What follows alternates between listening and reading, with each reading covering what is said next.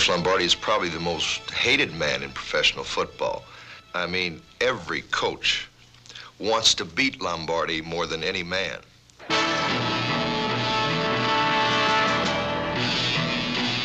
never cut corners. He played to win. He was a winner. He knew it was a profession, and he got the job done.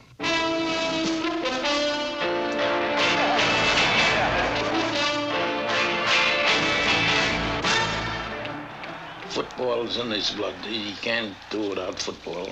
He lives it, he dreams it, he eats it, and everything. Football is his life. That's his life.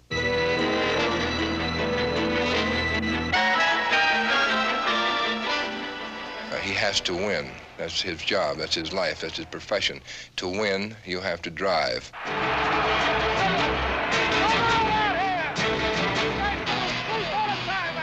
Vince says of himself that my restlessness and my impatience are either my greatest strength or my greatest weakness. I have never been able to decide which. He is kind of a mystery. He eludes you. I couldn't sum him up. To me, he's the most wonderful man in the world.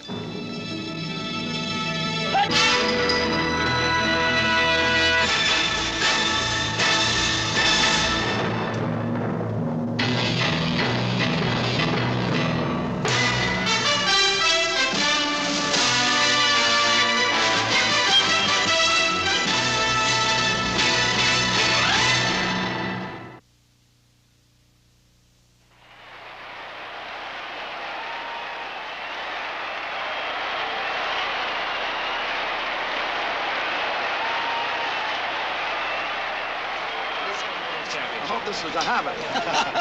It's become a semi-habit, Vinny. Congratulations for the second year in a row. Wonderful performance by a fine football club and a great coach. Vince, I think the question has to be asked. There's been so much speculation. Well, I'm not ready. It's too early for me to say anything. I'm going to give Vince Lombardi a good hard look. A good hard look. Vincent Thomas Lombardi, head coach and general manager of the Green Bay Packers, a team unrivaled in the history of professional football. For the second year in a row, he has proven his dominance by defeating all competition for the World Championship crown. At the first Super Bowl, Lombardi and the Packers won with the discipline, ease, and finesse of unimpeachable champions. In only 9 years, Lombardi molded an organization that has become the standard by which all professional football teams are measured. How does such a man begin the inward search? Reflect upon his achievement. Take a good hard look at himself. You're champion, right? Therefore, you play like it all of the time, regardless of what game it is or anything else. You play like champions every minute out there. Go get them. By the start of the 1967 season, Lombardi had guided the Packers to 5 National Football League championship games. He had endured defeat only once, but it was enough to destroy any hope for an unprecedented triple strand of NFL titles, the only prize he had not captured during his successful reign as a coach. For Lombardi, 1967 was a year of decision. It was his second attempt to achieve the unprecedented, but the season began with a toll of injuries that decimated his entire first-string backfield. He won on the strength of a defense that managed to limp home to victory. Midway in the season, his quarterback, Bart Starr, returned, and the offense regained its lost firepower. The Packers began to meld as a team. An untested performer like rookie Travis Williams survived Lombardi's relentless manipulation of his backfield combinations and emerged a star. But no victory was an easy one for Lombardi, and no defeat. When the Packers were stopped by the Colts, the rigors of the long, hard season were apparent.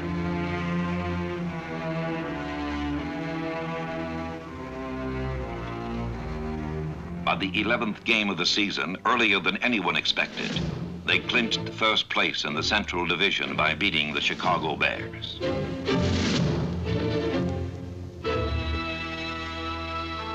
A good, hard look. How much can a man ask of himself? How much can he ask of others? He doesn't ask, he demands. He demands every ounce of your effort, 150% of your desire, your strength, everything you have. Everybody grabbing out there. Nobody tackling. Just grabbing, everybody. Grab, grab, grab. Nobody tackling. Put your shoulders in there out there. No one is perfect. Nobody can be perfect. But by striving for absolute perfection, you raise yourself notches above what you may have been content to be. And I think this is the law that he governs himself with. What are they doing through the center of that line out there? Too much out there! I've always felt that it would be very difficult to play for Coach Lombardi as a loser. He's a very intense man, and I think that really on a loser, maybe he would just be a little too tough to play for. I'll tell you something, Leroy, you're not going to get your job back unless we get a better performance. He is definitely intense. Football is an intense game, and it's an emotional game. You can't play it with a skirt on. Come on, let's beat him up there! Oh, God's sake, get him out of there, will you? Hey, what about that now? He had him on he had him by the shirt. He had him by the shoulder pad. He didn't have him by the mask. What the hell's going on out here? Hey, interference! Interference!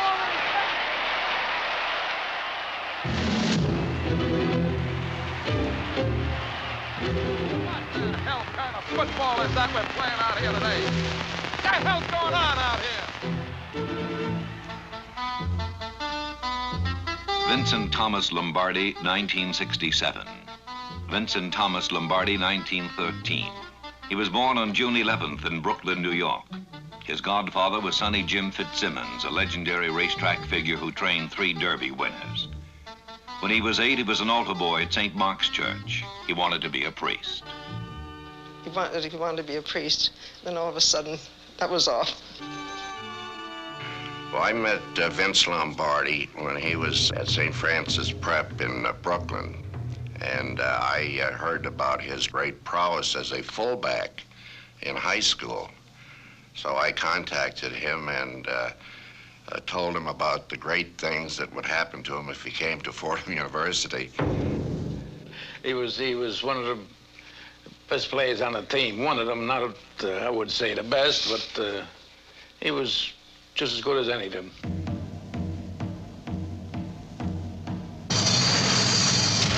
His greatest asset was his blocking. And of course, he was very good on defense. And Vince, on several occasions, intercepted passes. He didn't run very far with the ball when he got it, but he was good enough to intercept the pass. The 7 Blocks of Granite, a title earned by a Fordham line for its great defensive play. A former All-Metropolitan fullback, Vince Lombardi, was converted to right guard.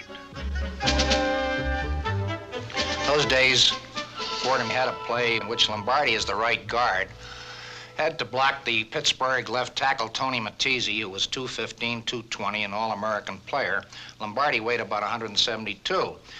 And in trying to block Matese, or in blocking him, Vince received severe cuts inside his mouth to the extent that he played almost 60 minutes with a mouth full of blood.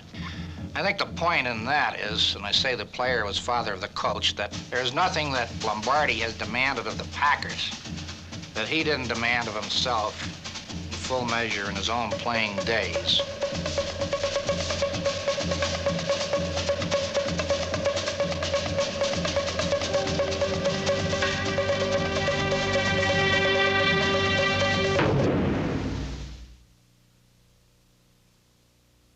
Past and present, 30 years. In 1937, he graduates cum laude from Fordham. He goes to law school, marries, and is forced to find work. He coaches at St. Cecilia's High School in New Jersey and teaches Latin, physics, and chemistry. In 1947, he returns to Fordham as an assistant coach. In 1949, he goes to West Point as an assistant to Red Blake. He showed exactly what I thought he was. Highly volatile, enthusiastic, given to degrees of emotion which were quite unlike most coaches. In other words, he was someone like the volatile Italian that who is up and down. But through it all, why, He had great ability. I was a neophyte as far as football is concerned until I went to West Point. I've got to give him all the credit for whatever I know in football. In 1954, he goes to the New York Giants as an assistant to Jim Lee Howell. Some people were just a little concerned at first how he would take to pro football. But he was so smart, and he adapted himself right away. He saw what he needed to do, and had no one told him, he would have still found out, because he is a very knowledgeable person about the game. Of course, he wouldn't have had to know too much to help our team out. I think we'd won one game in 1953. For 5 years, Lombardi searches impatiently for a head coaching position. He's rejected for one reason or another.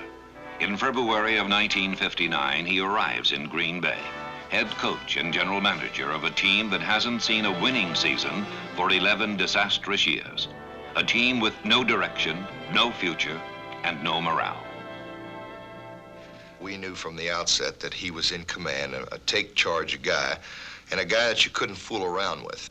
I didn't come in and have a meeting with the players and say myself, I wonder what their morale is going to be. I wonder how they're going to accept me. That wasn't what I said to myself. They're going to have to accept me. I'm not worried about their morale. I'm worried about Vince Lombardi's morale here. He did make the point that he had never been associated with a losing team, and he wasn't about to lose at Green Bay. And he said, gentlemen, we're going to win one way or the other. If you look at this play, what we're trying to get is a seal here and a seal here, and try to run this play in the alley.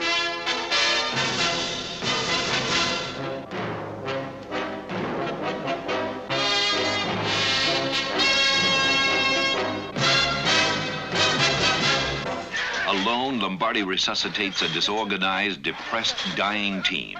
He force-feeds the Packers with his will to work, his demand for discipline, his relentless drive to win. By summer's end, the Packers are Lombardi. We were graded, of course, every play of every game throughout the year. And on Thursdays, the grades would be posted on the blackboard for every eye to see. And perhaps this was the start of something, instilling some pride in the individuals. Lombardi's approach to the game was fundamental, characterized by the power sweep, a simple play that required 11 men willing to perform with the coolness, swiftness, and precision of a single unit. It was a distillation of Lombardi's football philosophy that possession is 9/10 of the law, and that blocking and tackling is the remaining 10. Lombardi's professional debut as head coach was against the Chicago Bears. His team on that day and from then on was built on the twin fortresses of a solid, unyielding defense and a balanced offense of passing and running that made every point count.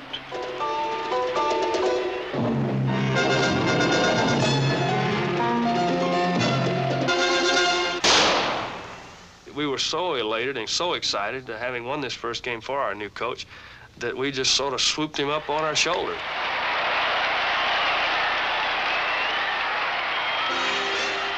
It was a triumph that was repeated 7 times. With only 5 losses, Green Bay had its best season in 14 years.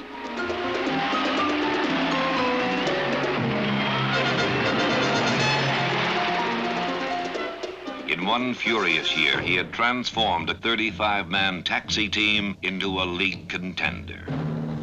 In 1960, the Packers under Lombardi's firm control continued to develop. It is a year of refining and polishing that leads to the Western Division crown. Confident of victory, Lombardi's young team meets the Philadelphia Eagles for the NFL title. We thought we had an excellent chance to win. We thought we should have won the ball game. We thought we played an excellent ball game all the way through. Philadelphia beat us, that's true, but Philadelphia beat us with good football. They beat us with Van Brockman. But it was a great experience for us, for the Green Bay Packers. It was the first time that any of our players, with the exception, I think, of 1 or 2 people, have ever been in a championship game before. So it was a great experience for us. And it's not the worst thing in the world to lose once in a while when you lose this way.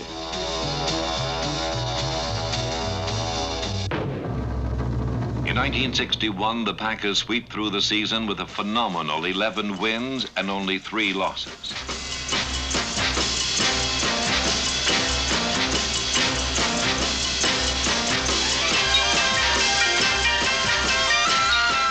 They to meet the New York Giants at Green Bay for the championship.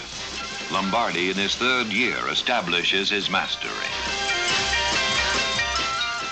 Everything we did just happened to break right for us. That's the reason you win 37-0, not because you are 37 points better than the other team. Everything just goes right for you, and everything goes wrong for the other team. And those days happen. They happen sometimes in championship games.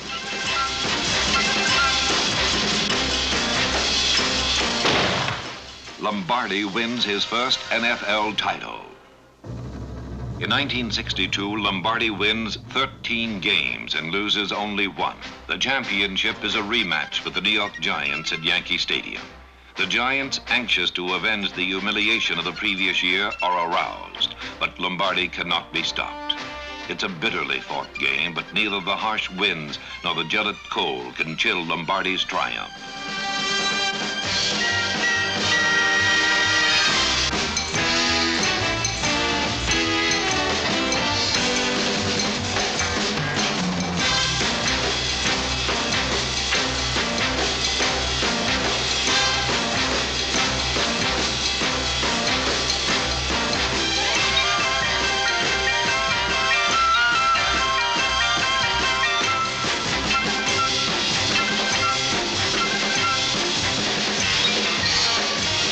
Lombardi wins his second consecutive NFL championship. In 1963, Lombardi has built the strongest team in Packer history. He has a third NFL title within reach, but he loses two crucial games to the Chicago Bears and finishes second in the Western Conference. The same year, his star halfback, Paul Hornung, is suspended for gambling. One of the most difficult things in my life that I had to do was picking up the telephone, calling Coach Lombardi, and trying to explain what had happened. He really adored this boy. He said he was as close to him as any ball player he ever coached. He was nearest the heart. He was kind of hard to talk to long distance. I wish I would have been in his office looking back on it now. But he told me, I guess as any father would tell his son, he said, well, you just keep your nose clean. I don't care what you do all year, but you just better be a good, just stay away from everybody. I mean, it would be good if you went to someplace off by yourself for a complete year, and maybe you'll be reinstated. It was the most satisfying, I think, moment of my life when I stood to kick off against the Chicago Bears in 1964. I know, I can't tell you how happy I was to be given the opportunity to play football again. And we went on to win, and I had a real fine day. I think Coach was more happy for me that particular day than that he was himself. I know that he gave me a big hug after the ball game, and he said, welcome back. Despite Hornung's return, Lombardi cannot reverse the downward spiral of his team. It's his worst season since 1959. The Packers finish second to the Baltimore Colts, who go on to meet the Cleveland Browns for the NFL title. For 2 years, Lombardi endures frustration and defeat. 1965 will be a time for rebuilding, a test of his ability as a coach and a test of his strength as a man.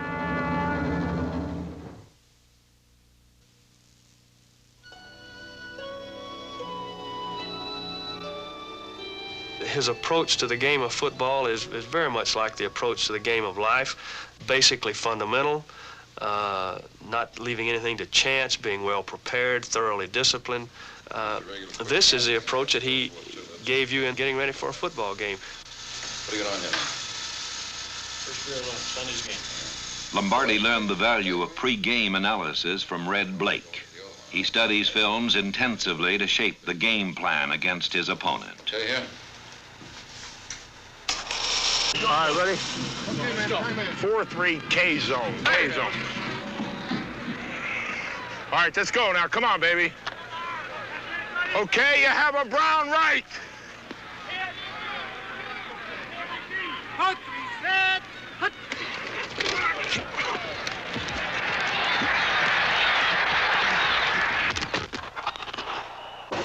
Holds up, doesn't it? Huh? They're down. He went weak with the fullback fanning, second and long. Went away from the fullback.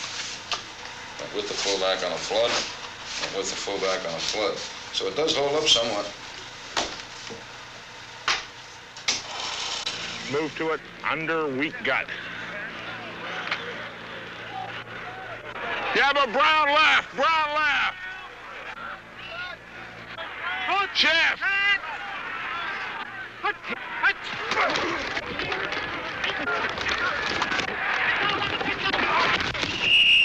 Coach Lombardi has always felt that physical condition can mean maybe 2 or 3 victories a year, especially in professional football.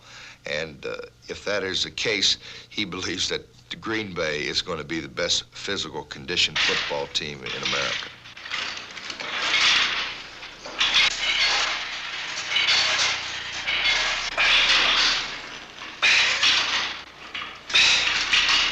He's always said that you can't play a football game on Sunday. You have to start playing that football game on Tuesday, the first day of practice. Come on, look at me, look at me, look at me, look at me, look at me, look at me, look at me, look at me. All right. His coaching is that he continually puts you and works you on these basic techniques that you need to block, and he keeps you on it day in and day out and makes you a better football player. Excellent, excellent. The veterans are not treated any different than the young rookies coming in. We all have to do every drill and do everything 100%. Block through the machine, block through the machine. As a man, Lombardi is a very unusual combination of the great qualities of leadership, the ability to inspire, the ability to transmit dedication, and especially the ability to teach. I don't think there's any difference whether you teach on the football field or whether you teach in the classroom. They're both exactly the same. A good teacher puts across what he must put across to his pupils. So you show them how and why.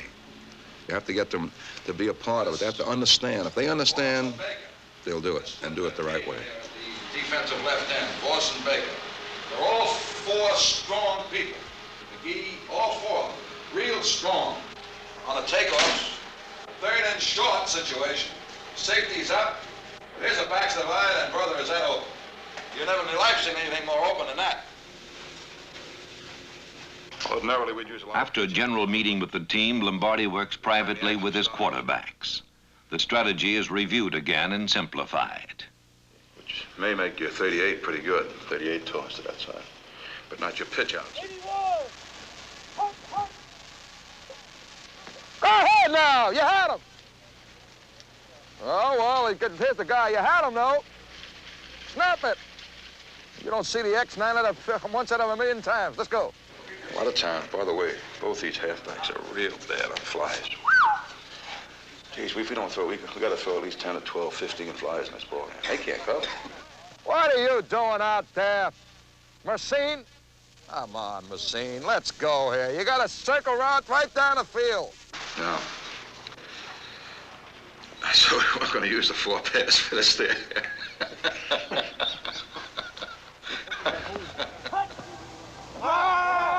Football, because of its very nature, takes a great deal of dedication. There's a great deal of work going into getting ready to play a game of football.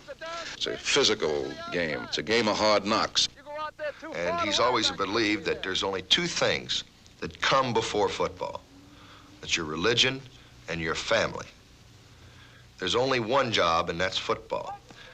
Somebody said he made football players out of some men, and he made men out of some football players. I think he's much more proud of the fact that he made some men out of football players. Just being associated with him, just being around him, made you a bigger, a stronger, a better person, and that you could not help but grow in stature from this experience. He's a coach that I'm sure that have prepared a lot of us to go out and live in a competitive society. He taught us a lot of values about life.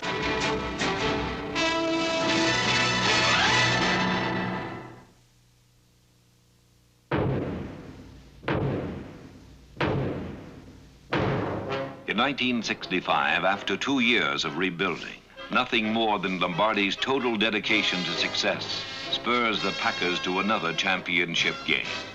Against the Cleveland Browns, he employs nothing new, just reapplies his concept of power football. It is the beginning of his return to prominence. For 2 years, Lombardi stood impatiently on the sidelines. With the same impatience, he drives Paul Hornung and Jim Taylor through snow and mud to victory.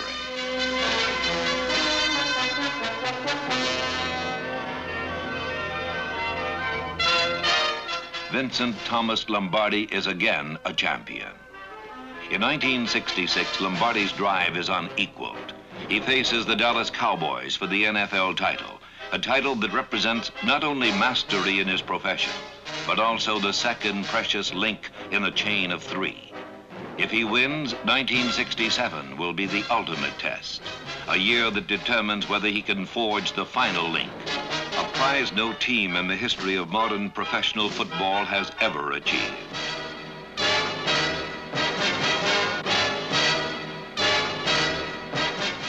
Packers 34, Dallas 27.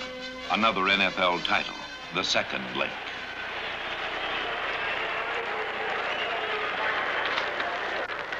I think after all these years, Mike, that I could come out here and be nice and relaxed. Geez, I'm a nervous wreck.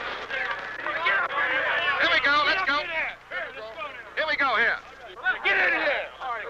I want you to be proud of your profession. It's a great profession. You be proud of this game, and you can do a great deal for football today. Great deal for all the players in the league and everything else. Go out there and play this ball game like I know you can play it. Let's go. Get out there. He tells you that if you give anything less than the best that you have within you at any time, regardless of the situation, regardless of the consequences, that you're cheating yourself. You're cheating your teammates, you're cheating professional football, and you're cheating the fans who have made the game what it is today for you. But most of all, you're cheating your maker who gave you that God-given talent with which to succeed.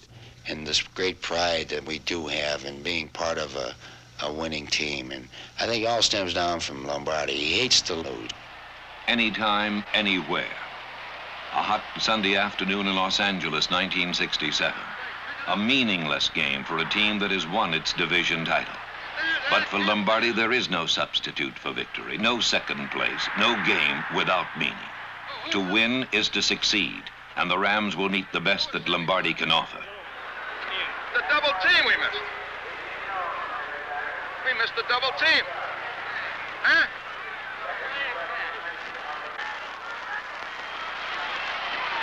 Come on, Danny! Oh, damn, man, if he'd only run. Hey, Danny, stick it out there, stick it out there.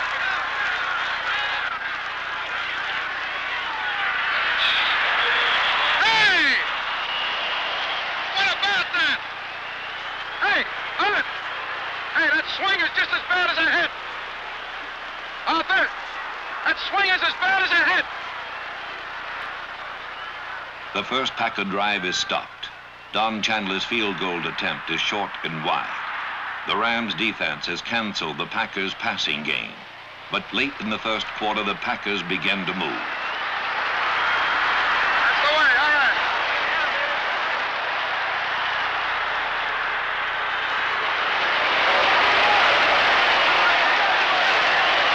Get away, Leroy. You get it, Leroy.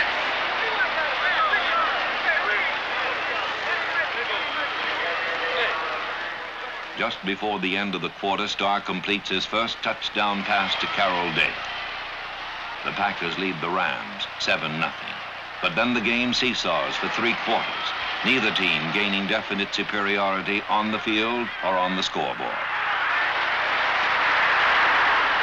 By the end of the third period, the Rams are leading by a touchdown. Where the devil is your... Hey, it's supposed to be a hell of a defensive club. It didn't look like it to me. All the way down, about 70 yards. Here's the thing about people that have a little bit of ability that they don't seem to use, or I've made the statement at times, his gifted children, and I think he thinks of everyone on the club as a child, or his child particularly. And he drives his gifted people so much harder than he does anyone else. He demands that you use your God-given ability the best you can.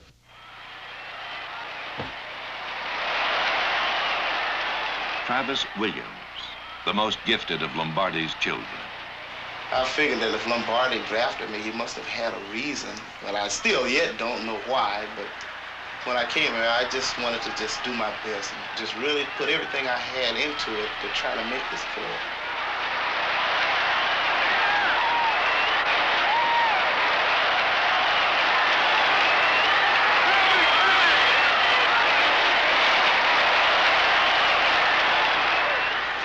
Chandler's conversion ties the score 17-17. Oh, what a man. Travis! Hey, Phil, get your defense together now, will you, please? Get them together up there a little bit. Go away, Ted. Go away, all right? A little stitch. Go away, go away. Williams' touchdown rekindled the Packers' confidence in a definite win. They played like champions and with nothing at stake except their pride and dignity. With minutes remaining in the fourth quarter, they lead the Rams 24-20.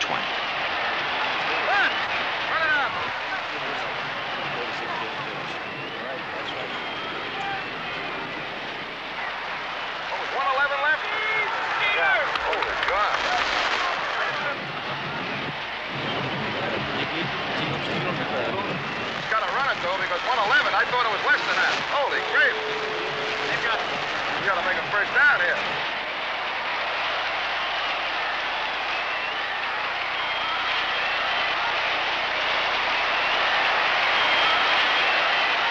He was right up there. Jones came way inside. Just missed him cold.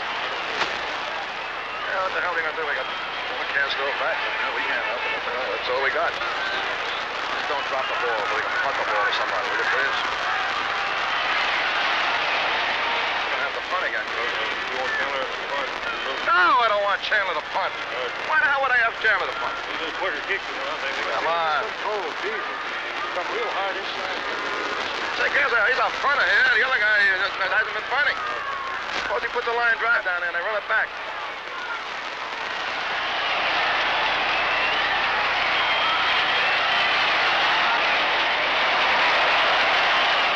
What was the last play, Bart?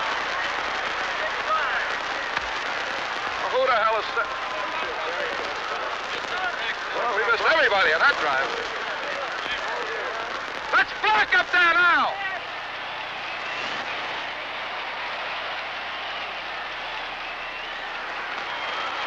Put it up there, Denny!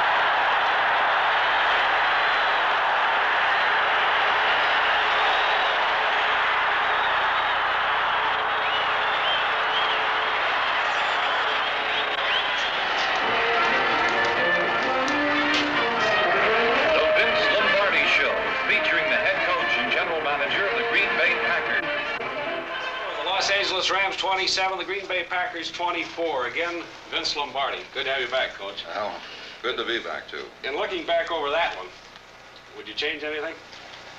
Well, I suppose in any game, or I suppose the only thing I would change would be the score, really. And I suppose you could second-guess yourself 40 or 50 times. But how many punts are blocked? Anderson hasn't had one block this year. He's a quick rhythm punter. And actually, that's the answer.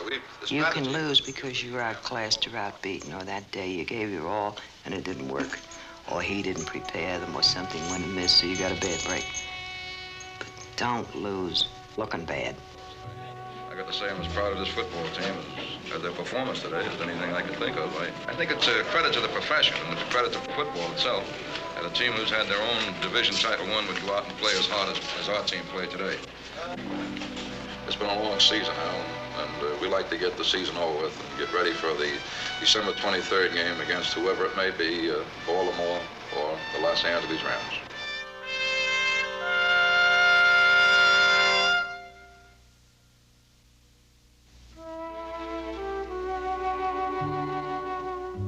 Past and present, the patterns of memory. In 1963, the Packers were defeated twice by the Chicago Bears, and Lombardi's hope for 3 consecutive NFL titles was crushed. In 1964, the Packers were defeated twice by the Baltimore Colts, and Lombardi's attempt for even a division title was thwarted. History seemed to be repeating itself. One more defeat by the Los Angeles Rams and the pattern would be complete. Lombardi's failure would be total. He would have to begin again to forge the chain of 3 consecutive NFL titles. I'm not in the habit of quoting scripture, but I was groping, I think, at the time for something in order to give my club a little bit of a lift. I hope I can remember it now. Don't you know that while all the runners in a stadium are in a race, only one wins the prize, so run to win. The Rams, a young, hungry team under coach George Allen, came to the conference playoff with an 8-game winning streak. The Packers came with Lombardi and a will to win.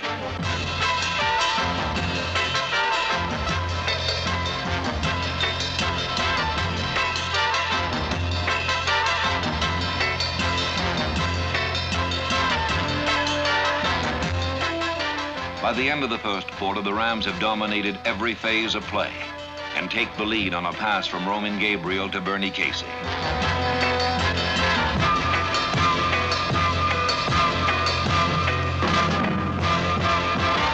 Packers nothing, Rams 7. Nothing goes right at the start of the second quarter. Ram safety Chuck Lamson intercepts Bart Starr's expected 3rd down pass. Lombardi drives. What the hell is wrong with you anyway?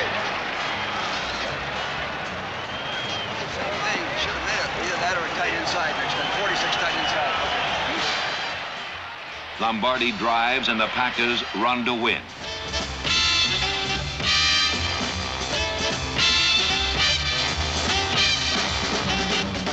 Run to win. Travis Williams rips through the Rams' defensive line and races 47 yards to a touchdown.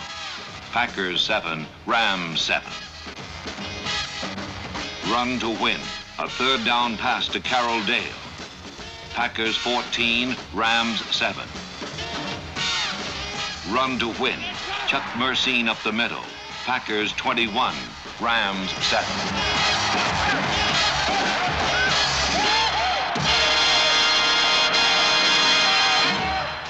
By the end of the 3rd quarter, the Packers are the most determined football machine in the world. The Rams are stifled. Victory is beyond their reach.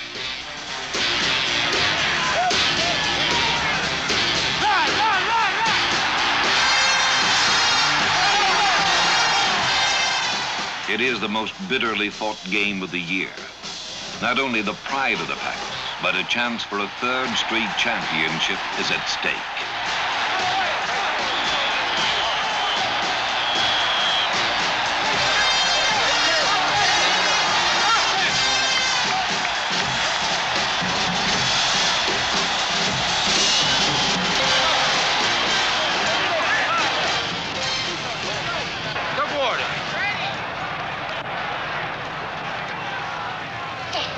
Different thresholds of pain.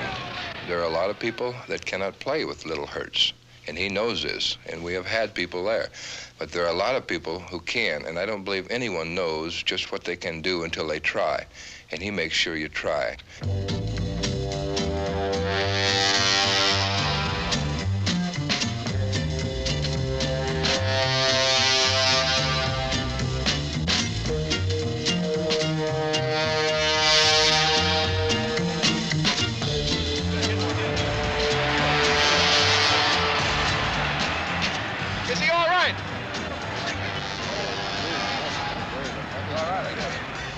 There's complete compassion for these players, but you can't harp on them night and day. If you do, they become big problems. Live with it, in other words. Live with it.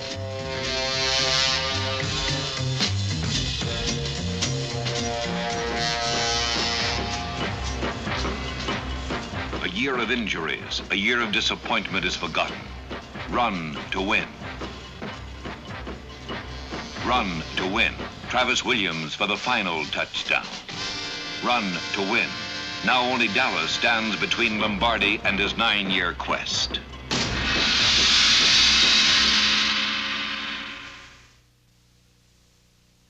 December 1967, Green Bay versus Dallas, the NFL championship. Championships are there to be won. And the fact that you win one, or you win two, or you win three doesn't mean to say that you should be filled up now. I think you should win as many as you can, and every time you go out there, you should try to win. For anybody who has the idea that just to play or just to take part, and that's all that's necessary, I think he's in the wrong business. I think he's in the wrong country. One of the things that made America great is to try to be the best in everything that they do. And the best, again, is signified by winning.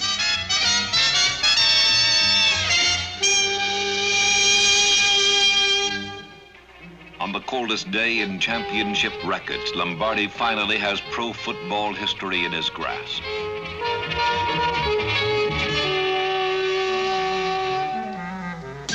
In the first quarter, Green Bay moves swiftly to establish its authority.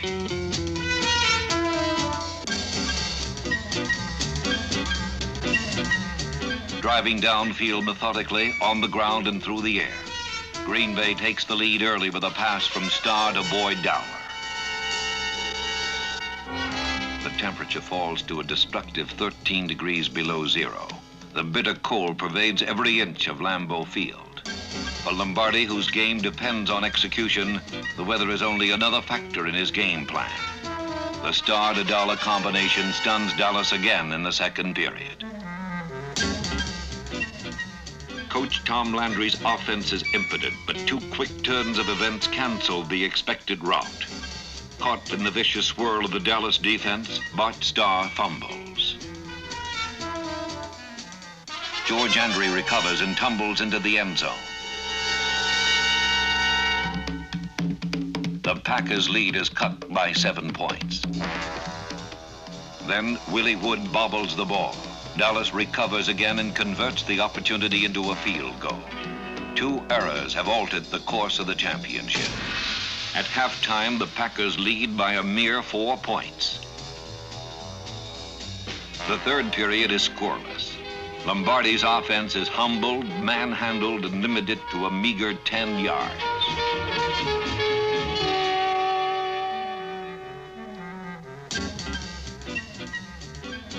Only Lombardi's defense maintains the balance. The defense has carried Lombardi to the championship game. But at the start of the final period, its strength withers away, and the Dallas offense scores its first touchdown. On a halfback option, Dan Reeves passes to Lance Rensel.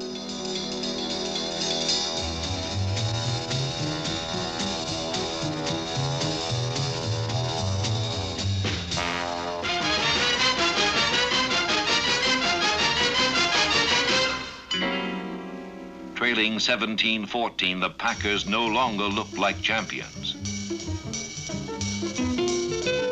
Dallas takes the offensive as the field turns to ice.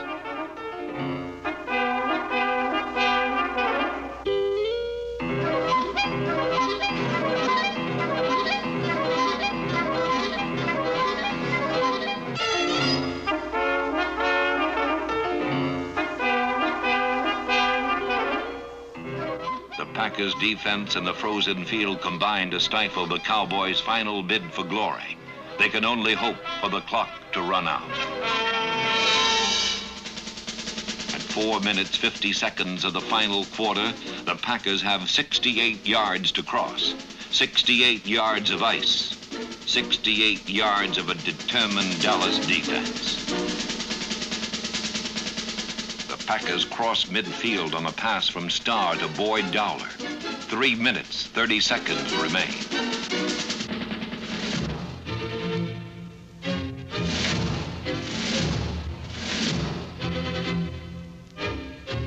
The Packers suffer a serious reversal as Cowboy and Willie Towns smothers Anderson for a 9-yard loss. On 2nd and 19, Starr passes to Donnie Anderson, who maneuvers 13 yards to the Dallas 39. 2 minutes remain. Starr secures the vital first down with another pass to Anderson.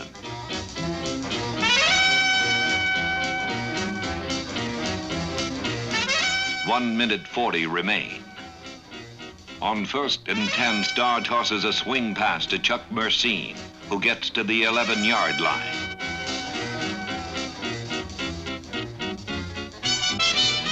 One minute 11 remain.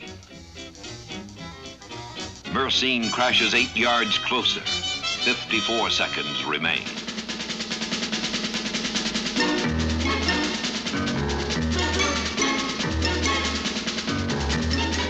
Donnie Anderson makes it 1st and goal on the 1. 30 seconds remain. Anderson with poor footing tries again. No gain. 20 seconds remain.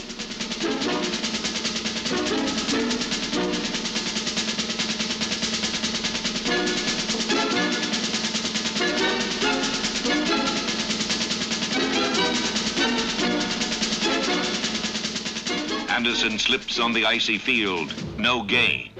Starr calls his last time out. 16 seconds remain. We went with Anderson twice, and then we went with the wedge play. The wedge play could have been given to the fullback, or Starr could have taken himself. But that play was discussed on the sidelines. Now, as far as going for the touchdown and not going for the field goal, that was my decision from the sideline. That's not Starr's decision in the game. That had to be my decision. If it had failed, I would have the one who had been roasted, not Bart Starr.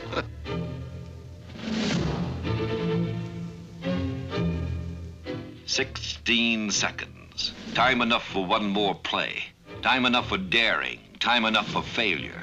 Time enough for Lombardi to win a 3rd straight NFL championship.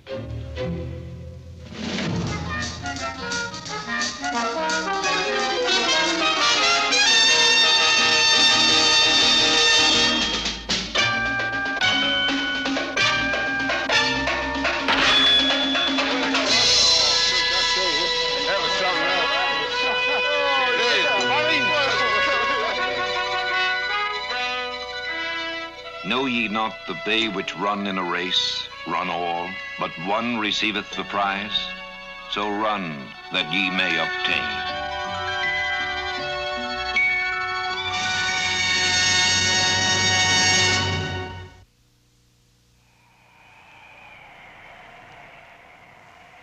Green Bay Packer football, as all of football, has grown in leaps and in bounds since 1958. The season begins. Take a good, hard look. Vincent Thomas Lombardi, head coach and general manager of the Green Bay Packers. A winner. To every task he brought the desire, the dedication, the discipline to succeed. He never coached a losing team. Because of the nature of the business, and because of the growth of the business, and the corporate structure of the Packers, I believe it is impractical for me to try to do both jobs, and I feel I must relinquish one of them. Fortunately, I have had a very capable and a very loyal assistant. Gentlemen, let me introduce to you now the new head coach of the Green Bay Packers, Mr. Phil Bangster.